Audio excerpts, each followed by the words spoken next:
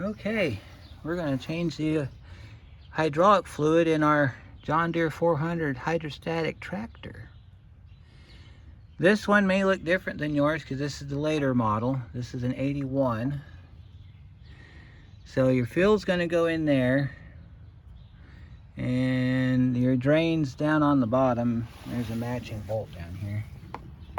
Your drain's right up there. Takes a crescent wrench. So the only thing the service manual says is to make sure that this PTO moves up and down. And in the last video, we got the valve fixed so that we know this works up and down because we used it. So we need to get the fill plug out. We need to get the drain plug out. So let me get you set up and we'll get this thing going. I got some fluid for it, so we don't have to worry about that. So you can see the drain plug okay? No, not really. All right, there we go. We also got a gas leak we need to address too, but that's going to be in another video. I know where it's coming from. There's a fitting on the bottom of this tank that runs fuel to the tractor, and I took it apart to clean it because it was frozen solid and I never tested it. And, well, now it slightly leaks, so might have to fix that. And a couple turns like that, and then take your fill plug out. Now to fill this type of system, you got this little sight glass right here that they built into the system. You got to fill that up, fill this system up until you see fluid coming out of that sight glass. Then after that, you got to start it up, cycle it like you would if you were filling up a transmission in a car. You got to make sure all the accessories move the way they're supposed to and all that good stuff. All right, so now I'm pulling the drain plug on the bottom here. I guess I can bring you down so you can see what we're doing here. I'm gonna try to anyway.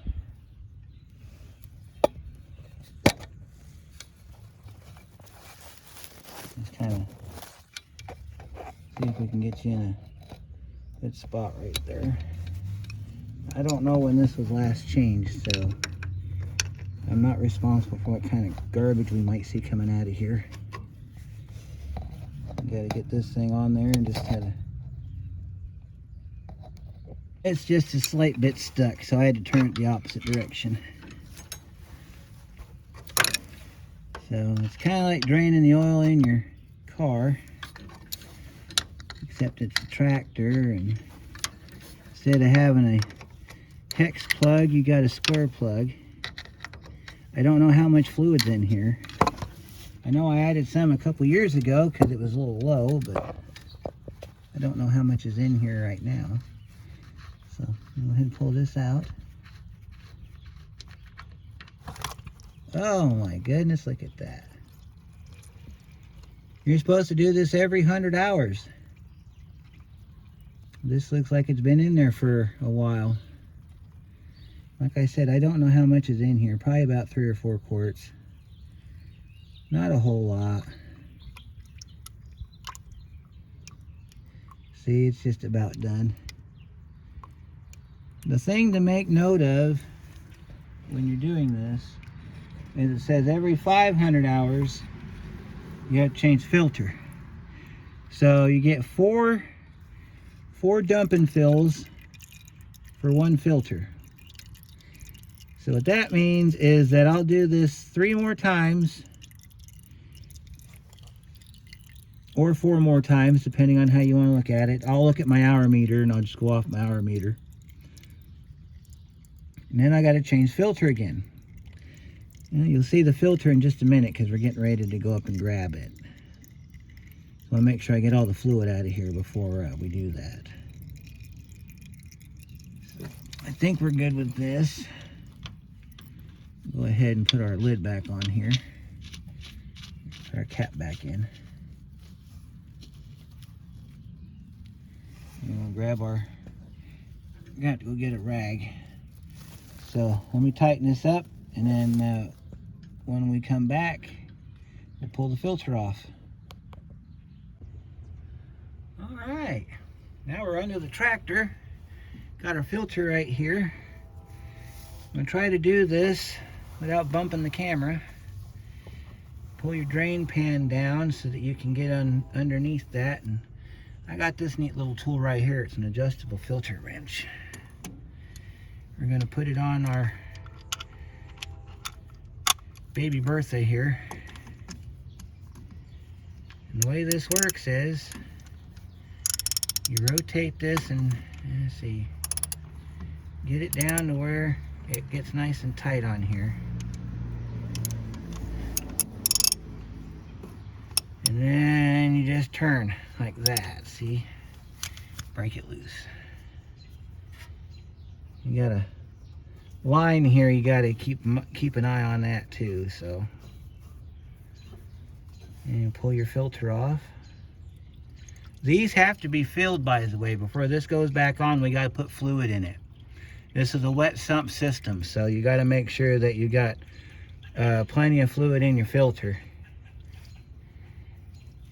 Normally I don't fill my filters up, but reading the directions to this thing, I'm definitely going to do it on this. And then you dump your filter in there like that. Let that drain a minute. It looks just like the end of a on your car. It looks just like that.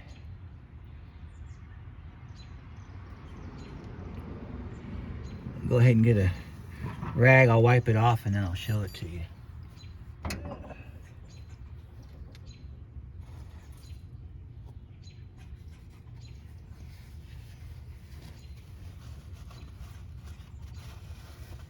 Normally you write your date and everything on your filter, but I have a logbook on this tractor and all my equipment in the house. So what I'll do is I'll write the mileage or the hours down, because it doesn't have mileage, it has hours. I'll write the hours down, and then that way I'll keep track of it that way. Let me show you what that filter boss looks like. See? Just like your car. Looks just like your car. Probably not as many threads. Here's a little bit better view from the side of it there. So what we'll do now, get you back in frame here, get my hand out of the way. We'll take our filter that we've had forever, at least 5 or 6 years. This is your brand new filter. See? That's what we're putting on it. And you can dip it down in here. Oh, wait. Yep, we got to fill it back up, don't we? Well, I'll be right back because I got to go get some fluid. Left it in the car. I'll be right back. All right, we're going to fill our filter up now. This is what I bought right here. It meets the John Deere standards, so I think we'll be okay. So we're going to take our filter and we're going to add some fluid to it. Oh, this is clear.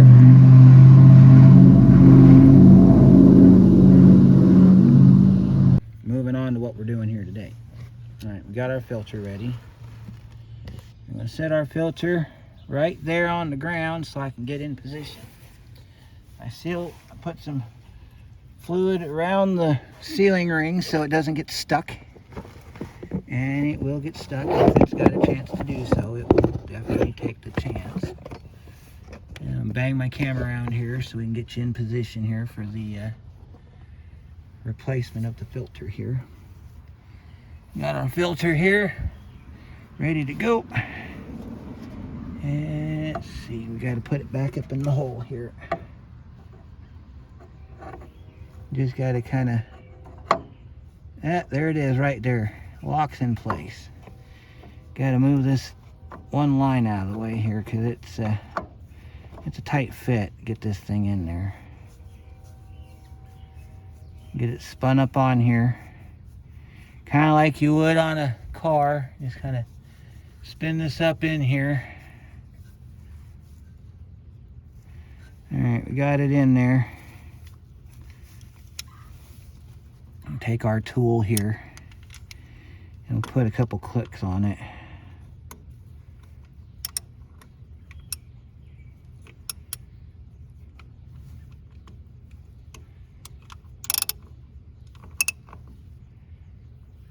I don't know if it's going to be able to do the tightening part of it. No, we're going to have to do it by hand. Grab your favorite blue rag and just kind of twist it.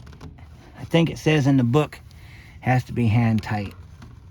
I just don't want it leaking everywhere. All right. Filter's back on. Get parts of our tarp out of here. All right, now we got to put our drain pan back underneath the transmission here. This is your transmission. Now we got to add fluid to it. So that's going to be the fun part, because I have no idea how I'm going to do this. I got a couple ideas that just came to mind, so let me grab some stuff and I'll meet you at the back. Alright, I think I got an idea how I'm going to do this. It's going to be a two-hand operation. I'll have to hold the funnel like this and then pour into the funnel. So I'm going to do that, and then when I get it up in the sight glass here, over here, I'll bring you back and show you what it looks like when you got it full. And then we'll go through the burping operation that I think has to take place when this thing's fully filled up. So stay tuned, I'll be back in a minute. Okay, we got our fluid in there. I'm going to tell you, this is a trial. So you stick your funnel in like I showed you earlier. Then if you got the big gallon jug, you take one of these smaller quart bottles and you fill it up 2 or 3 times. Oh, and then it gets better, because then you can't just dump it in there, because you got this thing right here that's going to cause you issues. So you got to slowly pour it in there, almost mind-numbingly slow. It took me 20 minutes to do this. We don't have anything in our sight glass, but we are showing full over here. So what I need to do now is start it up and cycle it. And you'll see what I mean here in a minute when I say cycle it. I'm going to get you in a position where you can see everything. Alright, so we're going to start it up, and we're going to move everything around. Let's get you in the prime viewing position so you can see what's going on. So you can see exactly what I have to do with this tractor. Come on, there we go. Alright, so we gotta get our tools out of the way. We gotta sit down and operate the controls on this. You gotta make sure all the fluid gets circulated through the system. So, let's see what she'll do. You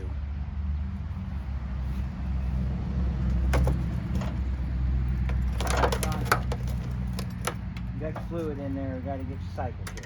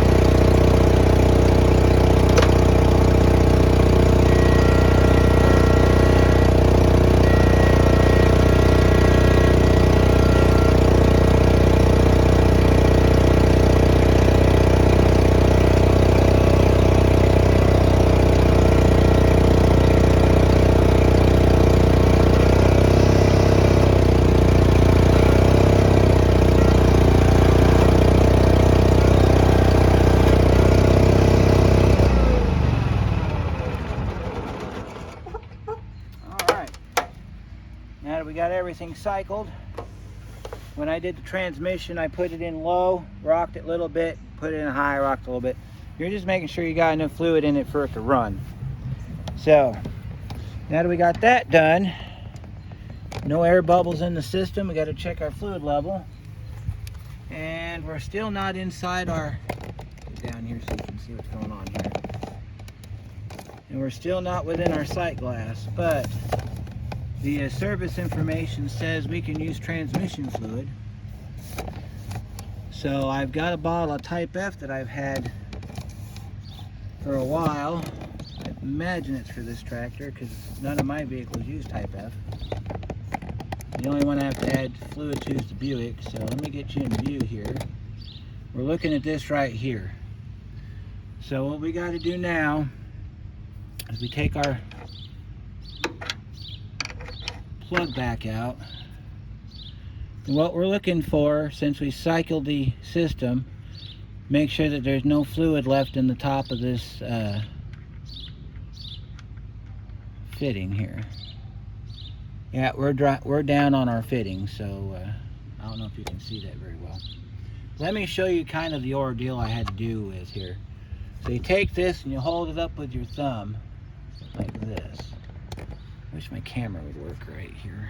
Let me loosen this up so you can see better. See? You hold it up like this with your thumb on the top. And then with your other hand, you have to slowly, and I do mean slowly, because if you don't, it'll start running down the back of the transmission. So we go really slow. When you add fluid to this, you get it just to a trickle. And you fill it up, and the goal is to get it inside the sight glass, but I've only been able to do that one time.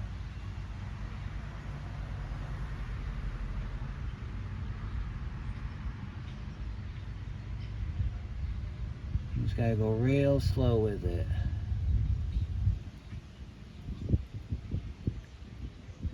Another thing you want to take note is if it starts whining, it's because there's not enough fluid in it. Usually it'll whine when you do the steering. This one was actually quite quiet, so I'm pretty pleased with that. Normally it whines when you steer it. Sometimes when you get the idle up real high, it'll whine when you operate the accessories, but yeah, this is a very, very mind-numbing process. You have to slowly do this. And then you got to watch it around down here because you'll see the level lift up. And then that's going to tell you it's getting ready to bubble over. So you got to slow down and then just give it a minute and then start over again.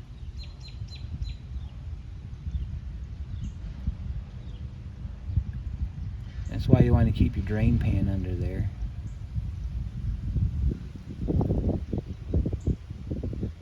And according to service information, once you see it get into the sight glass, you're full and you're ready to go. However, my sight glass is slightly elevated, so I don't know. It may not even show up in there. I will tell you this much, I'm about out of transmission fluid, so... Now, see, it's getting ready to dribble over because I pushed it too hard. Just got to let it sit. Nope, I think we're full. Yep, I think we're full. Yep. We are full, guys. We did it. Alright, so next thing I'm going to do is I'm going to spray this down with some brake clean. Clean it all up. Take it out and drive it around the yard a little bit. Get all that fluid in there. And then next time I'm out, I'll buy me another bottle of ATF, Type F, like the service information says. And then I'll fill it up until I see it in the sight glass. And then I'll just kind of keep an eye on it. I'm pretty sure the unit don't leak because we pulled quite a bit of fluid out of here. And I've never found a fluid puddle anywhere, so I think we're good there. And that's how you change your hydraulic fluid on your John Deere 400 Hydrostatic Tractor. It's a process. It takes a lot of time. It took me about an hour to do this, between putting the filter on, getting the other stuff out, stuff like that. And I'm not completely done either. I still have to clean this off and test drive it. So anyhow, if you like this and you want to see some more John Deere content, of course, there's other things I can do to this tractor. We still have to fix the hitch ball. You know, just leave me a message and we'll see what we can do for you.